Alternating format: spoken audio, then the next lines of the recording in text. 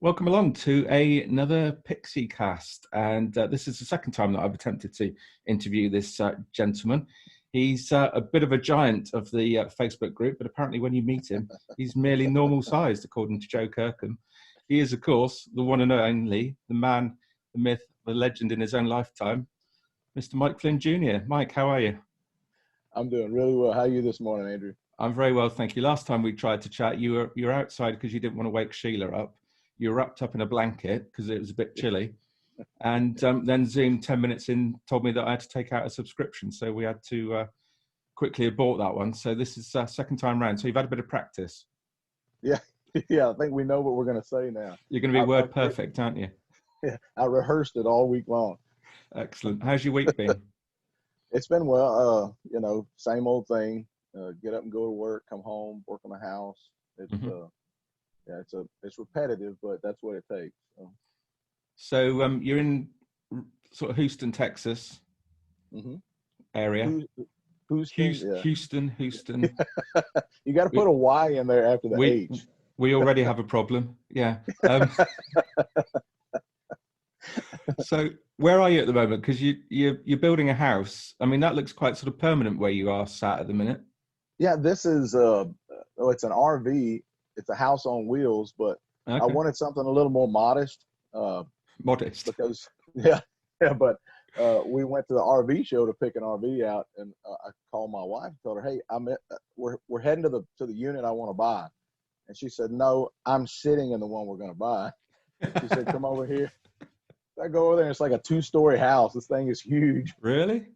But yeah, it's really big. It's spacious. I mean, for an RV, but we knew we were going to be here for a while, and we wanted to be comfortable. So how many bedrooms has it got then? It's actually got 2 bedrooms, which is unusual. One bathroom, 2 bedrooms, and we found out they do make them bigger than this one, but my gosh, I don't know why you would ever need it. It's crazy. And what does it sort of get delivered on a low loader, or what we call a low loader, or you can't drive it, can you? No, I actually had to get a 3/4 ton truck. Yeah. To be able to pull this thing with what they call a 5th wheel hitch. It's a small semi hitch in the back of your truck. So yeah. And you actually bought it, have you, or is it on rent for as long as you need it? Well, I mean, we financed it, and we're planning to sell it. We're going to clean it up and sell it as soon as we get the house finished. Sure. More than likely, unless she decides that she doesn't want to sell it, then she wins again. Well, she moves into the house and she moves you in there permanently. Yeah. This is the dog house. Yeah. And how far into the project are you building the house? According to the bank, we're 90%, but we're probably about 40% complete. Next weekend is what we call a rafter party. We'll be putting up the rafters, that support the roof. Yeah. And so we'll have probably 10 friends and family over. The boys will be here, and Sheila will just be keeping everybody fed and plenty of beer and water iced down. And that's how I have to do it. I work by myself or with my dad or with Sheila through the week and most weekends, and then we let the work pile up and then bring friends and family over to kind of have a barn raising type Saturday. So. Sure. So you're keeping Greg and the boys busy as well then? Yeah, I mean, mostly Greg. I can always, count on him to complain, but show up.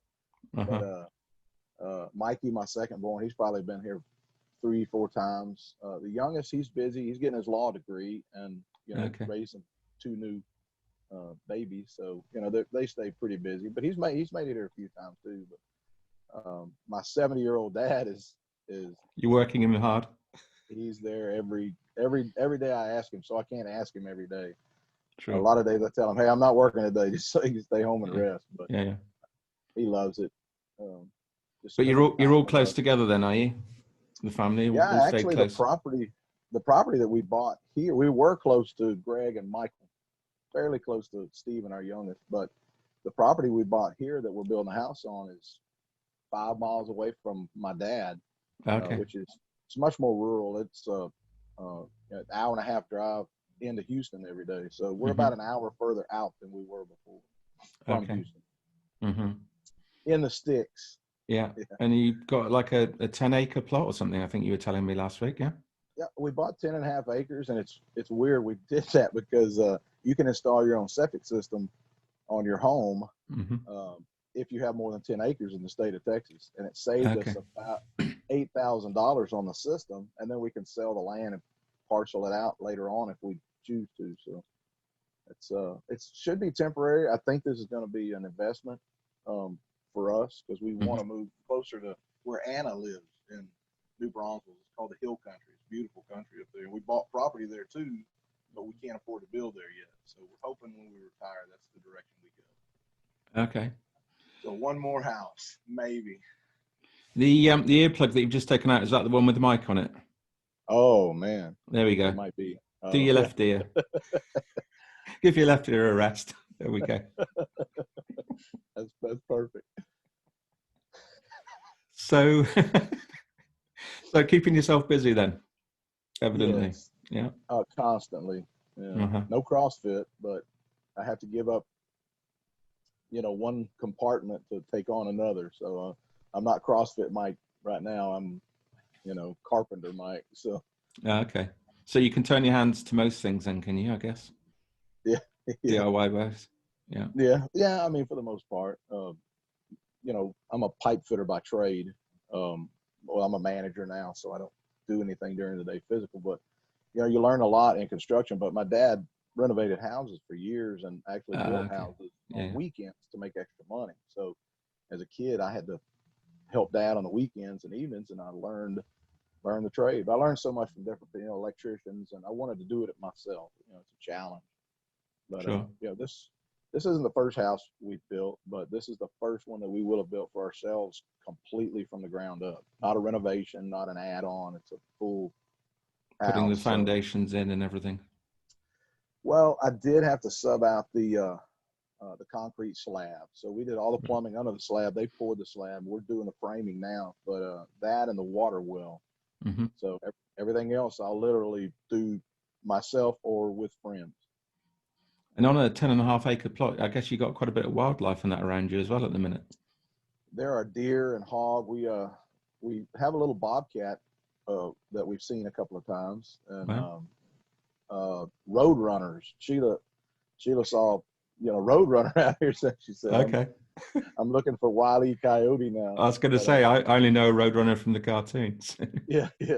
But like our first week with the slab, I had a snake on the slab, and then the scorpion the other day, and I didn't even know scorpions. No, I saw the photo of the scorpion. Jesus, that would have scared the living daylights out of me. Yeah. And he was seriously right where I was grabbing a board. He ran out from underneath the board. I'm like, I might want to kick the boards around now. I mean, that would kill you, wouldn't it? One of those. I've been stung by one, not the same type, but one of the most deadly in the area. In West Texas. It's called the bark scorpion. It's brown, but it's almost clear. It's tiny. And that thing, it stung me on the pinky. And for about 4 hours, I couldn't feel my arm. So I just got drunk. I was out on a deer lease with friends, and there's no doctors around. So the ranch manager said, yeah, your arm's not going to rot off. Just, you'll be fine. So 3 hours, I couldn't feel the arm. But for about 10 days, I couldn't feel my pinky or that part of my hand. I mean, it really packed a wallop. But I never felt sick, just numbness and the pain and the pain in my hand. The thing was, it had a harsh sting. It was bad. Wow. Okay. But you lived to tell the tale. I lived to tell the tale. Yeah, I think a lesser man it would have put him down, but I'm 8 feet tall, so it takes a lot of. Like I say, you're a giant, aren't you? Despite what Joe Kirkham thinks. Yeah. I don't have a measuring tape on me, but I swear I'm 8 feet tall. Yeah, and 6 foot wide. It's hard to get through some doors. Well, if you're building your own house, then I guess you make them big enough, don't you? So. all double doors. So, Pixies then, where did it all begin for you? Well, like I was saying last week, it's kind of a long story, if that's okay. But it was a really tumultuous time. Sheila and I, obviously, we got pregnant very young. We were teenagers. When we had Greg, I was 16. and Mm-hmm. she was 18. Yeah. And I insisted on getting married because I wanted to be with her and I wanted to be with Greg. And Uh-huh. but putting us together that close, that long, we went through several different locations we lived at, rent houses, and we were failing. We were teenagers, and it was tough. But we got pregnant again. We got pregnant again, and when I finally graduated high school. So you missed the sex education lessons at school then, did you? Yeah. What was that? Yeah. I missed the talk. Yeah. The talk did not happen. My dad is good at many things, but no, it's not like I didn't know what made babies, but Yeah. it was like a hormone induced, fog all the Yeah. time. Yeah. We were both so driven and emotional, and anyway, it Mm-hmm. was crazy. But when I graduated high school, the self-pity kind of kicked in, and I really started, acting out. I started going out and, drinking a lot and just doing everything I could to avoid what we had made. Yeah. And she was doing everything she could to hold down the fort. She's always been that way. She sticks with it. So I don't know. I just couldn't live with myself. It was a shitty feeling. Mm-hmm. And so I was acting out. She finally left. She took the boys and the chair that we had. I think we might have had a microwave that her parents bought us. But she took everything and she moved into a trailer that her parents had helped her acquire. And they have a lot of land. They put it on the property. And so I was, alone and kind of bottoming out. It was pretty terrible. But it was a self-made situation. Yeah. I had it coming. Yeah. And so a friend of mine from Pasadena, we were best friends in high school. He called me up. Hey, I heard you going through some stuff. Why don't you come down and see me? So I went and stayed the weekend with him. And when I first got there, he said, okay, I've got a night planned out for tonight. First, you're going to listen to this tape. You're going to love this music. Of course, I've never heard anything like this before, but he said it's going to take 3 times. You listen to this tape 3 times, you're going to love every song on here. I said, okay, I'll try it. So he played it all the way through and flipped it over. The back side, the B side was the same as the A side. And so I listened to it again. And by the second time around, I'm like, Mike, this is terrible. This is horrible. I've never heard anything like this. It's all over the place. I don't understand what the guy's saying. Some of it's Spanish, some of it's English. And he was right, though. I listened to it the third time, and it started sticking, especially the third trip around. Caribou it really did it for me.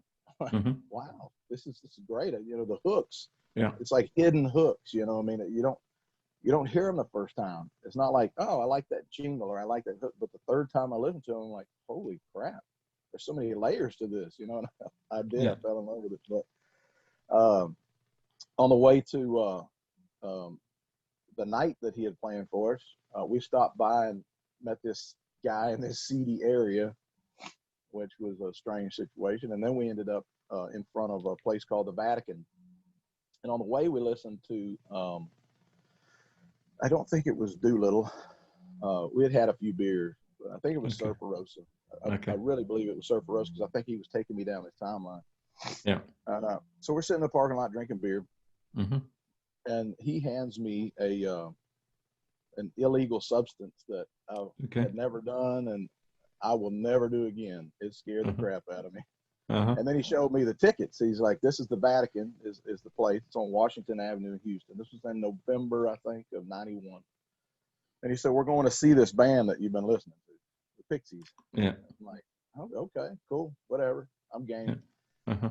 So we go in, but this substance that he talked me into doing, it's hitting me hard. And we go inside, and I think it was Caribou that was playing. Uh-huh. And I didn't know who Caribou was. I had no clue, but I remember the music being over my head.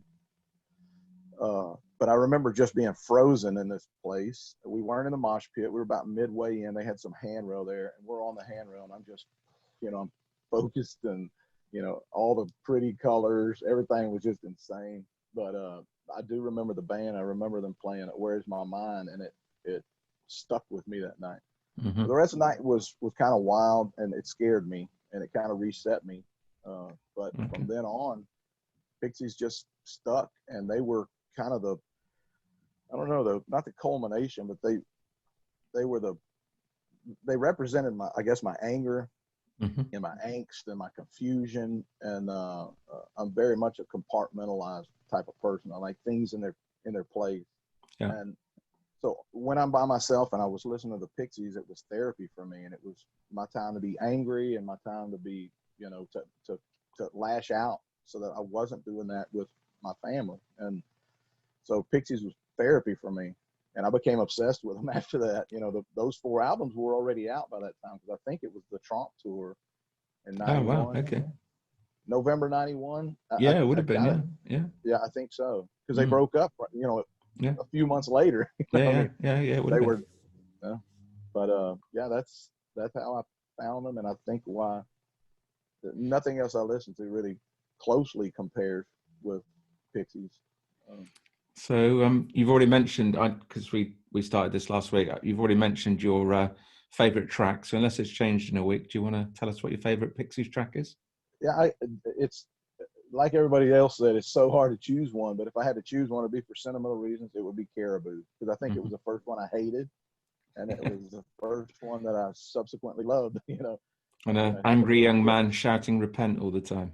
Repent. Yeah, I love that shout. Just his growl in that word. It's just, okay, I repent. You don't have a choice. But it is a great song. But how many of them are the same way, that just massively powerful. And there's no bad song on Come On Pilgrim. No, there's not. I mean, it really isn't. It deserves to be an album. It does. I know. I always feel a bit bad when I describe it as a mini album, but if you Google it, that's what it comes up with. It says mini album. But no, you're absolutely right. Yeah. It's hard to deny that, but man, it's so good. Yeah. No, it is. Absolutely. Yeah. So your mate and Charles then helped you through a sticky period. Really did. The confusion of that music helped my confusion. Maybe it was just knowing that someone else felt that angry and that, confused. I mean, the music early on was confusing to me. The lyrics still, as an adult, exactly, are a little bit confusing. Yeah. But I think here in interviews, you hear him say that a lot of this is random, guys. It means whatever you want it to mean. So at the time, it meant, hey, there are other people out there that are just as confused as you, Mike. You're not alone. This isn't that bad. Don't overanalyze it. So. I'm good at that. So they are getting heavily into the music, and then suddenly the band splits up. And how did you feel about that? And I just had fallen in love with them, and I had a crush on Kim. I don't want to say it was Oedipal or an Oedipus complex, but she looked a little bit like my mother at certain periods of time in my mom's life. Interesting. Yeah. But no, I just thought she was a badass up there with the bass, and early on that attracted me, and over the years I see that that's what attracted a lot of young men and women. Some of them wanted to be her, and some of them, a lot of men like that. I don't know, that toughness or the oddity of a female bass player, but her voice just always accompanied his growl so well. Her smooth, pretty calming tone. So the fact that she was, part of the reason that they broke up, kind of, I don't know. I was a little miffed about it, but here I was too with 4, 5 beautiful albums that I carried with me everywhere. And I guess it didn't matter so much because I was still digging into those 5 albums. I obsessively looked for them. I found every one of them, and then I would listen to them in chronological order. Yeah. But I had this pile of brand new music, so I guess it didn't hurt me as bad that they broke up. I was a little hurt, but and I didn't pick up on Frank Black probably till '97. I didn't even know he was doing anything. Okay. Yeah. So the back catalogue was filling that gap for you anyway. What else were you listening to at that time? Do you remember? Toadies. Of course, when I say a band name, I really only buy maybe one album of each one of these bands. Weezer, probably 2 albums, 3 albums, but no one's like the Pixies. No one is the whole catalog. I don't care for the whole catalog of different bands. But anyway, Toadies, probably Weezer a lot. And then just listening to the radio, alternative music was, surging from, say, 91 to 97, 98. There was a lot of good music, a lot of one-hit wonders and stuff like that. But, that I didn't care to buy albums for, but I do like to listen to them on the radio. But that was, Pearl Jam, STP, the typical stuff. Nirvana, which I was late on the scene with Nirvana. And I bought Incesticide as well. So I think I had 2, maybe 3 Nirvana albums, and I really enjoyed their music. Yeah. A lot of angry music. Yeah, that's all right. We all need a bit of, it's emotional, isn't it, music? So it is. It can serve all sorts of purposes depending on how we're feeling at any one time. And the mate that introduced you, you still mates with him?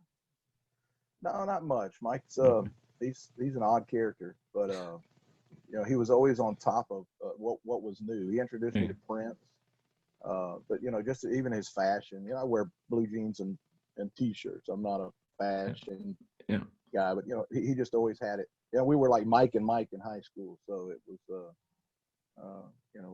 it was a good friendship. He's an unusual guy. I love him to death, but definitely the direction I went in is almost the opposite direction that he went in life. So we still talk, but not much. Once or twice a year.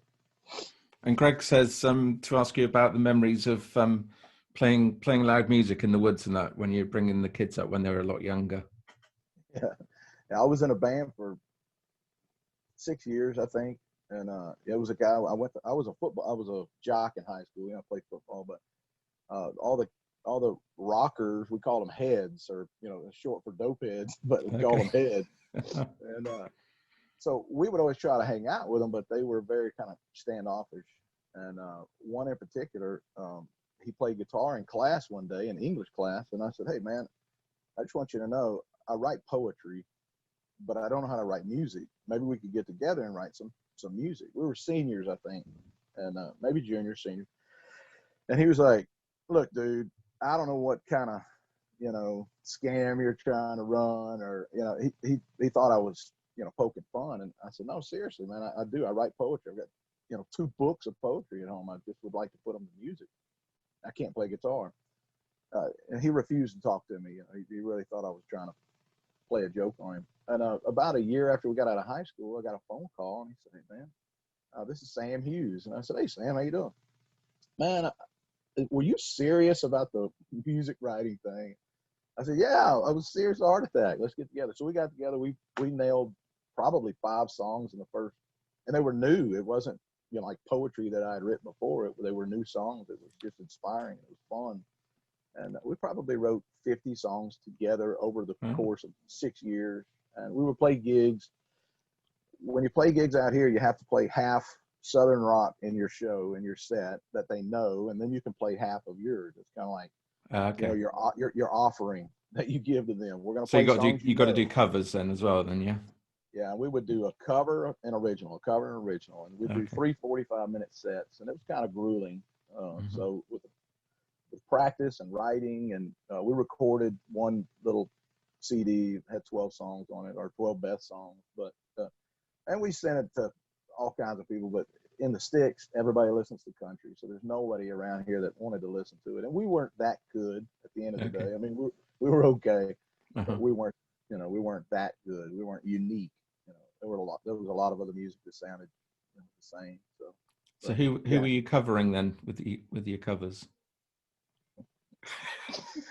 Well, we did a couple of Creed songs. Okay, I thought you were going to say Fish.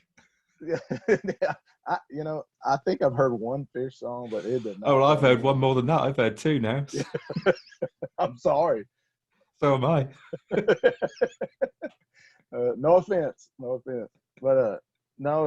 we covered 2 Creed songs, but Bob Dylan, CCR, Jimi Hendrix, I mean, a lot of the main staples, they would always scream out, play Leonard Skinner, play some Leonard Skinner. We refused to play Leonard Skinner just because that was always requested. We just weren't going to do it. Okay.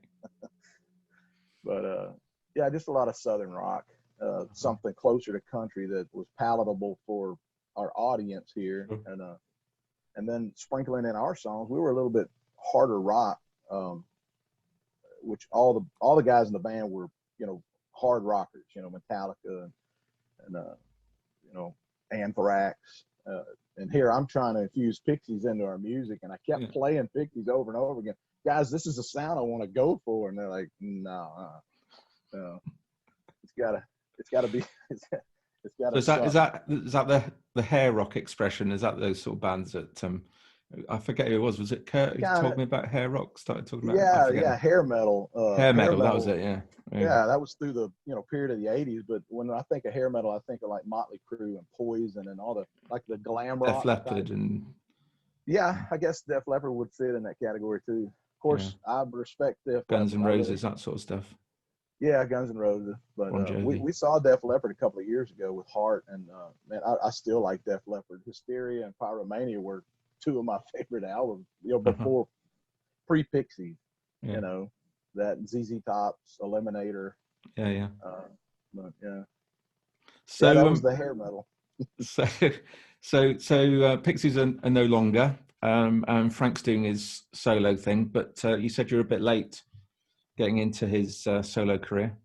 Yeah, I had seen my friend Mike years later. It was 97 or 98, and I was whining about the fact that Pixies are never going to get back together. I guess the mourning had caught up with me. I was just mourning the loss of them 5 years later. But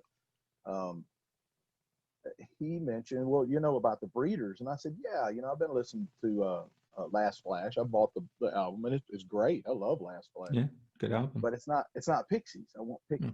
He said, well, what about Frank Black? Have you heard his new stuff? And I said, who the hell's Frank Black? And he said, well, it's Black Francis. But he flip-flopped it. And I said, oh, okay. So is he doing some solo stuff? He said, yeah, he's got 2 good solo albums out right now. So it was Frank Black, and then Teenager of the Year. So when I found out, I went and bought both of them. And we listened to, on the way to family vacation one year, we and throughout vacation, we listened to Frank Black. And I enjoyed the hell out of it. It was different. It wasn't Pixies, but you could feel those little, moments in the album where it was Pixie-esque. There wasn't a lot of screaming, and I didn't feel the anger anymore. But you know what? I didn't feel that internally anymore either. So it was just good music. Mm-hmm. And then Teenager of the Year, I can't say that I loved it immediately, but I love that album. It's another great album. I think other than Hang On to Your Ego, I like, and I don't dislike that song. I don't prefer it, but other than that, I love. Well, that's a Beach Boys cover anyway, isn't it? Hang On to Your Ego. It is, and I think it's the fact that the lyrics are changed a little bit from the old version, and maybe I don't know. It just doesn't resonate with me as much, but the rest of those songs I do. I love them. So it's part of my rotation, with the original 5, and then Frank Black, and then Teenager of the Year. But after that, I kind of cut off. I didn't even know he was making other new music as Frank Black or Black Francis. Okay. Other than Frank Black and the Catholics, I'd heard of that. I just it didn't hit me. But I didn't know he did other solo stuff until I got on the group. And then of course this flood of all this. Mike, why haven't you listened to this? More new music to listen to. It was overwhelming. Yeah. It's more than I can put in my basket. My basket fills up pretty quickly, and then something else falls out if I put too much of this in there. So yeah. So have you got a favorite from his solo career there? One track? Yeah, I think it's Joe's favorite as well. Come out from the head and all that was said. That's just how some things don't materialize. I don't know. That would be the Vanishing Spies. Vanishing Spies, yeah. You're right. It is Joe Kirkham. Is it? Okay. Yeah, I love that song. Mm-hmm. And I'm going to tease myself a little. I don't know all the names to all the songs. I listen to the music. Yeah. And I feel the music. So I do. I know the songs, but it's like Thalassocracy. I don't even want to say the name but I do love the song. Yeah, yeah. The song's Yeah. awesome. That's a great song. It's hard to say, but it's a great song. Yeah. Yeah. Uh-huh. But I would say, just like her, when he says, "Give me one little blip," Yeah. that little pinnacle of the song twice. I love that part of the song. It just you scream it out when you're in the car. Uh-huh. And I see you got your Pixies t-shirt on. One of many t-shirts. I know you like a Pixies t-shirt, don't you? One of many, but I've got a theory that when she gets a chance, she'll take my concert tees or my old memory tees. Like we go on vacation somewhere, I like to get a t-shirt to commemorate it. But when they get too old and I've worn them out and they've got holes in them, I think she gets rid of them. Talking about Sheila now. Oh, she's awake. She said, "I do not." Oh dear, you're in trouble now. Yeah, you do. That's my theory, anyway. You're in trouble now. Yeah, I'm always in trouble because of this thing.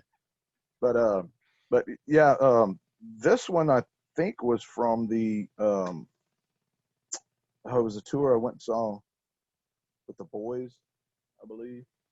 Oh, my memory's so bad. It wasn't the reunion tour. Oh no, this is not the Doolittle tour. This would have been the next time I saw him. This was on the tour, I think, before Las Vegas. We saw them in Houston before they hit Vegas. Yeah. And that happening. But yeah, I've got a few t-shirts and I bought a few of the ones online as well. I think the first round I bought 2 different colors. Yeah, yeah. But how many times have you seen the band live then?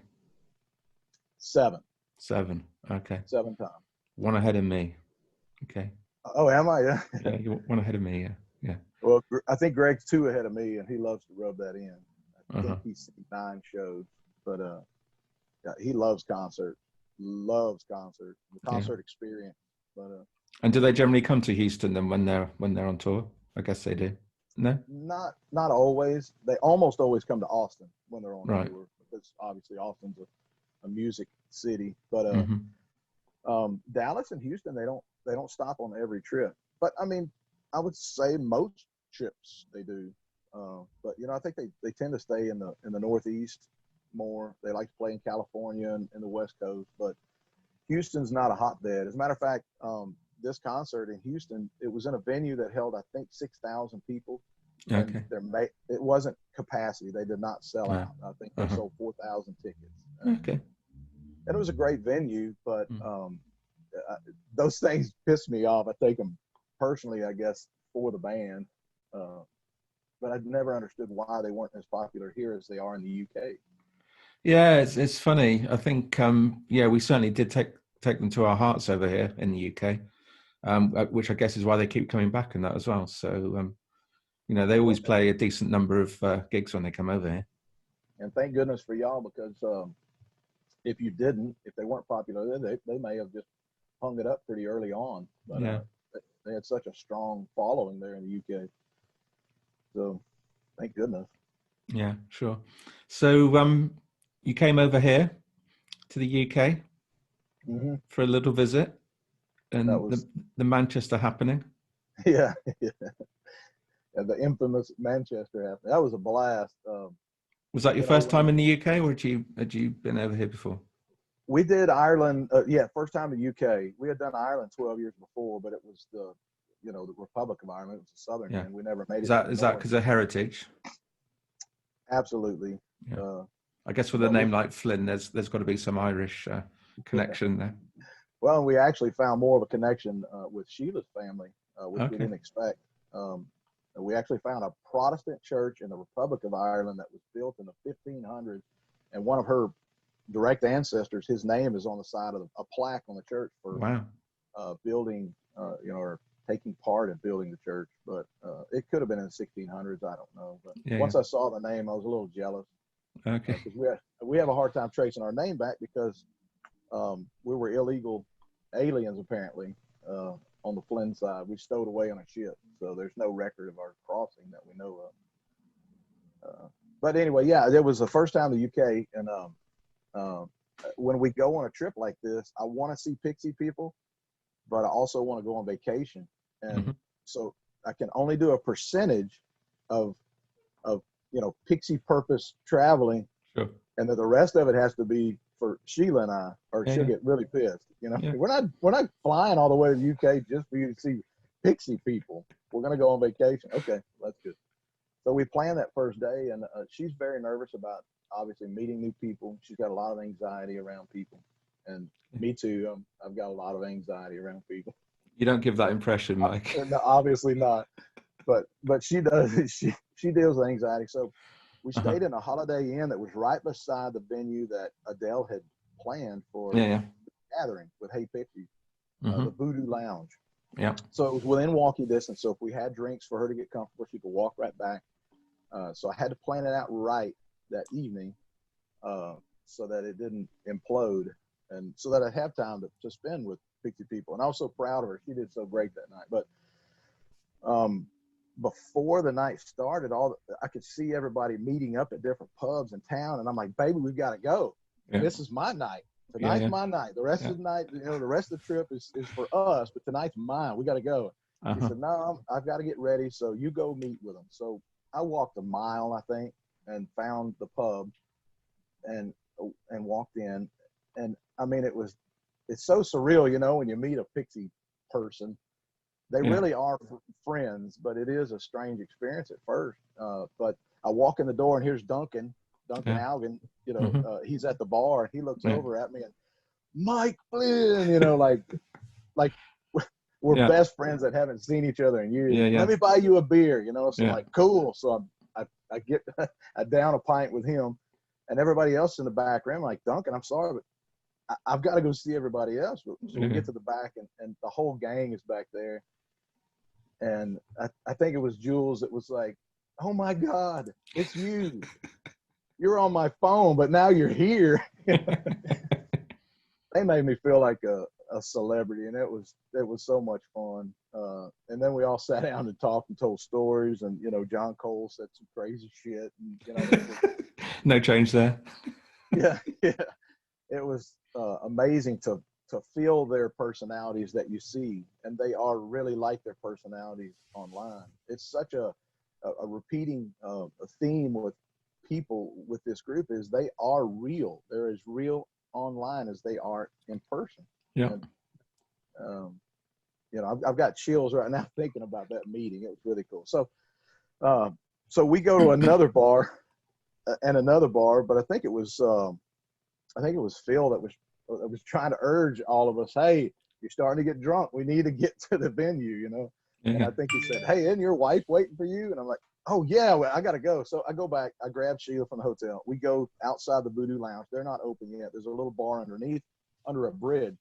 And we're sitting down to have a drink, and a guy walks up and says, Mike Flynn Jr. And I look over at her, and she's just like shaking her head like, oh, my God. And I said, yeah, I'm Mike Flynn Jr. And he said, I know you're from the group. And I said, well, tell me your name because I don't know your face. And he said, Peter Barabich. And I said, oh, Peter, you're with the band. And he said, yeah, I sure am. Thanks for remembering. He said, can I buy you a beer? I'm like, hell yeah, you can buy me a beer. So I drink a beer with him. And, you know, then Benedict shows up. And then the rest of the band, we're all sitting at a picnic table. And they're more people that are treating a complete stranger like we've known each other forever. And it was so much fun. I had to pull out the jar of Marmite that Joe Kirkham had given me, and Benedict like took two fingers and just, I mean, dug that Marmite out and you know, ate. Is that what you mean? Yeah, that's it. That's the stuff. I was going to ask you about that, but now tell us about Marmite then, Mike. Well, you know, there's this funny, you know, food and word exchange between, especially Greg and I, and it's pretty much everybody, but Greg and I love it. We talk about it all the time between us and the UKers, and just the proper way to have tea and this and that. But Joe Kirkham has been pushing this Marmite down my throat. Not literally. No, yeah, not literally, because it comes back up. But and of course, when I tried it, she's like, no, you didn't do it properly. It's supposed to be spread really thin on toast. And I said, yeah, so thin you don't taste it. But and of course, everybody loves to chime in with these conversations between the two, you know, between the UK and the US. And we love those conversations. We love the differences in our cultures. And Marmite kind of represents that. But it's an ongoing joke. But she knows I tried it for her, and I did not like it. It tastes like it looks. So you don't want me to send you some then? If you do, I'll have it bronzed and put on the shelf in my new house. So that night Hey Pixies played. Yeah. And I know you took a bit of a star turn that night. Yeah. I thought maybe it was planned. Was it planned? I don't know. So other people seem to think that you might have planned it. So no, it definitely was a surprise. But I can't tell you that when I'm watching a band like that, I'm like a child. I'm like, God, just ask me to come up there and sing one song. Yeah. I just want to sing one song because I love to obviously perform. I love the attention, but I just love to see people laugh, to see people enjoy themselves. And if I'm causing that, all the better, and so when I think his name is Benedict, right? Yeah. Yeah, Benedict. Mm. They were fantastic, by the way, really tight. Mm. It was the next best thing to being at a Pixies show. Mm-hmm. They were phenomenal. They were a really tight band. Yeah. And so anyway, somebody had said, I didn't even see it. I was back talking to Julian, I think, and somebody said, Mike, they're ready for you. And I'm like, what? They're ready. He wants you to sing a song. The mic's open. And I'm like, nah, really? Yeah, you got to go. So they all start goading me, which it didn't take much goading, Sure, yeah. And I ran up there and grabbed the mic, and I was just so thankful to the band, for allowing me to do that. And it created a moment that I will never forget for the rest of my life. And of course, Sheila's eyes were sore the next day from all the eye rolling. But how did you decide on the track, or was it decided for you? It was decided for them. Okay. Seriously, they said, Mike, we want you to sing. And I think it was Benedict that said, it's going to be Tame. And, later on I thought, well, is it because it's the hardest freaking song to sing? I mean, my vocal cords were shot after that. And I got off, too, on the song lyrics to the structure of the song. And they played it exactly as it is on the tape. And I got off a little bit, but they didn't miss a beat. Benedict was dancing around while I was singing as well. I've seen the video. Yeah. Oh, that's right. Yeah. What am I thinking? But it was so much fun, and everybody was coming up to the front, getting into it, and jumping, and outside of the Tame performance, that night was fantastic. I mean, we danced after the band played. We all danced to whatever was on. We danced like we were in high school. My wife danced. My wife danced with John Cole. Blimey. Yeah. You let her do that? Yeah. You need to take better care of your wife, mate. Hey, let me tell you something. She can take care of herself. Yeah. If John did anything out of line, he probably would have regretted it. She's tough. But no, it was just so much fun, and everybody was so great. Yeah. So I don't want to say polite, just so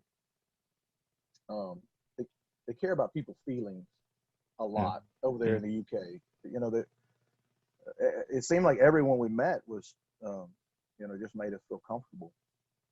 So it's a beautiful place to visit. The people are beautiful there. Good, lovely. Well, hopefully next time you're over, I'll get to meet you as well. So yeah, I would love that. Or we'll come over to you one way or the other. We'll meet up somewhere. So yeah. So I suppose we better get back to talking about the band and that as well. So they reformed, and how did you feel about the stuff after they reformed? It was tough for me at first. I got to admit, I didn't know what a no Kim, no dealer was, but I guess I was a no Kim, no dealer. I didn't want to see a version of the Pixies. And then I had heard that she didn't contribute to Indie Cindy. So I wouldn't let myself enjoy Indie Cindy. I didn't buy the album, but I listened to a few tracks. Mm-hmm. But I kind of had resigned myself to, they're still not together and they're not getting back together. And it's not like you think about this all day, every day. It's just when the subject came up, I'm like, I don't need any more Pixies. I've got the original 5 and the 2 from Frank. I'm good. Yeah. But it wasn't until this group, once I got on the group, there's so many conversations, and that's why I made the videos, because on an intellectual level, I don't know the Pixies the way that, say, Kimball does. There's so many of you guys that have conversations about their catalog and about the music itself. That I don't. I mean, I'm always getting stuff wrong in these me too. interviews. Yeah, so I just feel the music. That's what I like to do. But there was a debate one day about the new music and about the No Kim No Deal stuff, and I just had jumped on there and said, "Look, I don't really like Indie Cindy either, but I don't think it was until Head Carrier came out that I gave Indie Cindy a chance. And honestly, it's beaten some of the top 5 for me right now. I love Indie Cindy. Yeah. I hated Bag Boy. I hated it, and now I love that song. Oh, I love Bag Boy. Yeah, it just had to sink in, and I think I had a mental block about it. But I didn't like Head Carrier, and now I like Indie Cindy. So, it just, I guess it takes a new album for me to like the last album, because now I actually do like Head Carrier quite a bit. There's a couple of songs on there that don't set that well with me, but overall, I listen to the whole album. When I listen to the whole album. So I like the new stuff. I love some of the new stuff. Bale's back. It's got that, grittiness to it that we used to know. It's ideal for you to sing as well, isn't it, with that big voice of yours? Yeah, and it's going though. My voice is leaving me. I can't do what I used to do. But yeah, I love the new album, and it's going to take me a while. Beneath the Eerie, it's going to take me a little bit, and hopefully there's a new album coming out so that I can fall in love with Beneath the Eerie. Yeah. So, but I'm slow. I'm slow on picking up new music, because again, my basket is only so full. I mean, are so big. Can only put so much in it. And lately, since the new stuff has come out, I don't listen to much of anything else. So when I listen to music, I'm trying to expand my Pixies reach. Yeah, I love the new stuff. Cool. And you're happy with Paz now as well? Then you've forgiven Kim.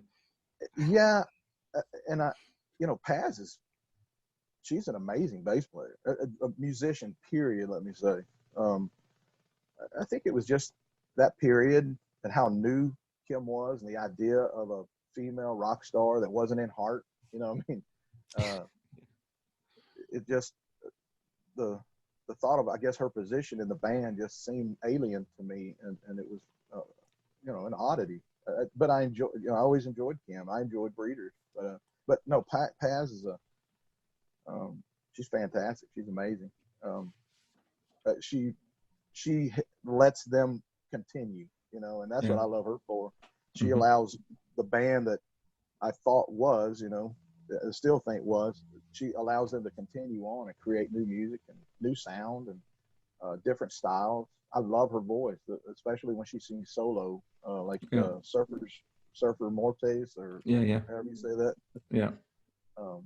The Dead Surfers, I think it is in Spanish or in English. Dead Surfers. Yeah. Uh-huh. Yeah, she's got a hauntingly, beautiful voice. So no, I love what they're doing. I love her. I have no ill will towards of course, her at all. Singing lead vocals on the new single as well. I heard that, when I saw everybody posting, hey, new song, I expected something tough, something grungy, some screaming. Yeah. And it's her, and it's beautiful. It's a really good song. It is a good track. I like it. And Joey, usual form on the guitars as well. Great guitars on it. And you need that. He has to be prominent at some part of the song. Everybody wants that lead. Yeah, absolutely. So, what about the Catholics then? Never got into them. No. I've never bought an album. Okay.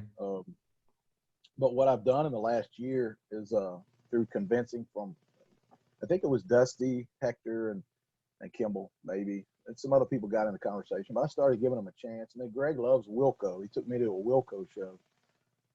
And again, it takes me a while to acquire a taste for something different. But so anyway, on iHeart, every morning I listen to music at work, just as a background noise. And I usually put Pixies on there, or, I might put Weezer, or I may put Norah Jones. I love Norah Jones and that type of music. But anyway, I've been putting Frank Black and the Catholics for the last year so that I can kind of, get that sound mixed in with my new music. and I love. I would say, is it Bullet? Mm-hmm. Take my bullets, take my gun, or one bullet for every one. Anyway, it's got kind of a Western feel to it, and I like San Antonio, Texas as well, but it's a complicated song. He's basically saying, I can't wait to get the hell out of San Antonio, Texas, but I guess because it's a Texas town, and I love San Antonio, but I do like that song as well. But I'd have to say Bullet. Okay, cool. That is written down. Can't change your mind now. Yep. Is Sheila cooking you breakfast for you? Is she? She just came out of the bedroom. She's going into the bath, but okay. She just woke up. It's almost 8 o'clock, so it's early for her. Yeah. You've been up for about 3 hours, haven't you? I know you. Man, I get up at 4:30 every morning to go to work, so on weekends it's just part of my routine. If I sleep till 5:30, I feel like I'm getting up late. Wow.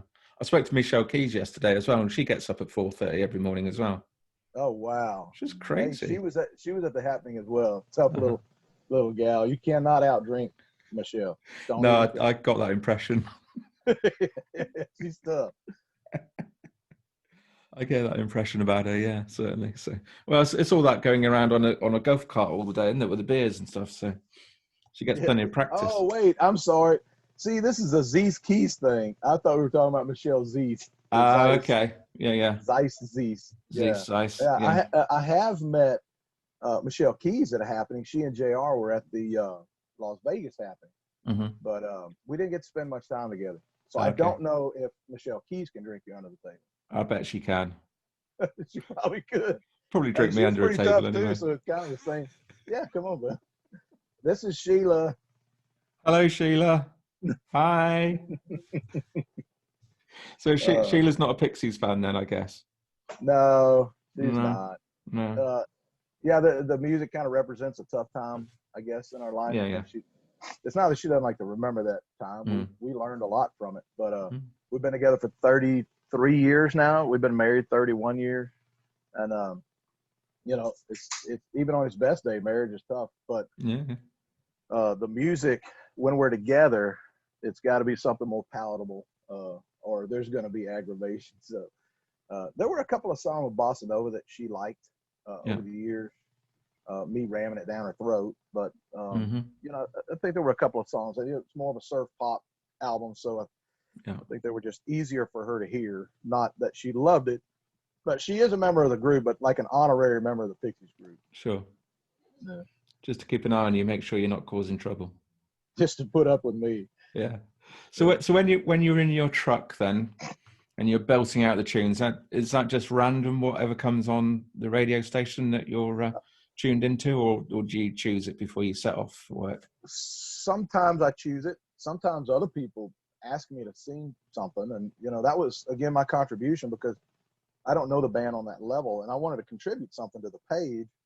So I was like, well, show them how you feel the music, when you're driving, and that's when I listen to Pixies, is when I'm driving all the way into Houston. And my Jeep was the best spot for this. I had a little phone holder. And my Jeep tells me when one of my favorite artists is on Sirius Satellite Radio or coming up. So, of course, when it tells me there's a Pixies song, I'll switch over. If it's if it's a Pixies song, I don't care. I'm probably gonna pull over on the side of the road. You can pause it. I'll pull over. I'll set the phone up to record. I'll get the video started. Then I'll get on the road and you've seen the videos. There's too many of them. Yeah. There's way too many of them. Nah, but that's in my Jeep. Keep them coming. Well, I felt like people were getting a little bit tired of them, and you kind of see the same thing and say the same thing over and over again. And other people were doing things. I love when artists get on, and we have a lot of artists. I love when they get on and do their thing, and just like these interviews, this is your thing, and you're you're expressing your love for Pixies, but also your talent. You're a great interviewer. You have a great voice. So we all get talent. What a waste of talent, as the song goes. Yeah, fucking up which side? The west side? Every side, probably, in my case. Every side.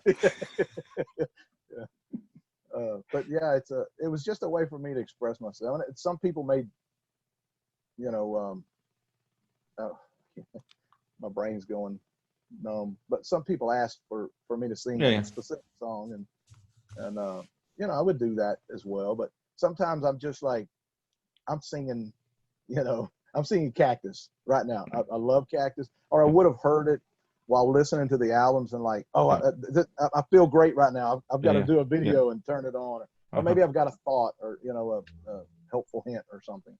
But it was just my hope to get on the page and express myself and give something to the group. Yeah, you certainly do that. And we love you for it. Well, we love you too. Thank you. We really love everything everybody does. I know it's a great group, and that's why I wanted to do these podcasts whilst we're not able to all be together in these sort of situations, unfortunately. Okay, so we've come to the last question, which I'm sure you know what it is. It's Joe Kirkham's question. So, you're in the middle of a dream, and suddenly you find yourself on stage completely naked in front of thousands of adoring Mike Flynn Jr. fans. I can only imagine how wonderful that would be. Which Pixies song are you going to sing for them? I thought about it. I think it would be "There Goes My Gun." Okay. I mean, it's a Derringer. It's, you know, it's not a rifle. It's a small gun, but you know, you're already up there. You may as well, you know, flaunt it. Don't hide what you got. But it's quite short though, isn't it? The song that is. So. Thank goodness. But yeah, the lyric "Look at me," I thought about that as well. Look at me, look at me. I know you don't want to, but look at me. And I thought about. What about an encore? Oh, I don't. Damn. See, I thought about the other one already. I had my charts. No, I don't have any charts. But what other one? I'm joking. I'm joking. It can't be gigantic. It can't be gigantic. No, that's just false advertising. We'll leave it there, mate. We'll leave it there. Keep them wanting more. That's what they say, isn't it? Poor buggers. Mate, it's been great catching up with you. Thank you so much for giving up your time this morning. And I'm sure you got another busy day ahead on the house. So I do. Dad will be here at 8:30, and we'll be back out on top. So brilliant. Okay, and if you do want any of this, just drop me your address, and I'll send some over. That's what you want for your breakfast on a nice bit of toast. I think it's perfect for patching roofs. Setting up for the day. A hole in the roof. Patch the roof with Marmite. Let it dry. I'm sure it is waterproof. Certainly, yeah. Yeah. Great to spend time with you, mate. Thanks so much for doing it. You're welcome. And hopefully I'll catch up with you sometime properly. Have a great week. And to you, mate. All the best to you.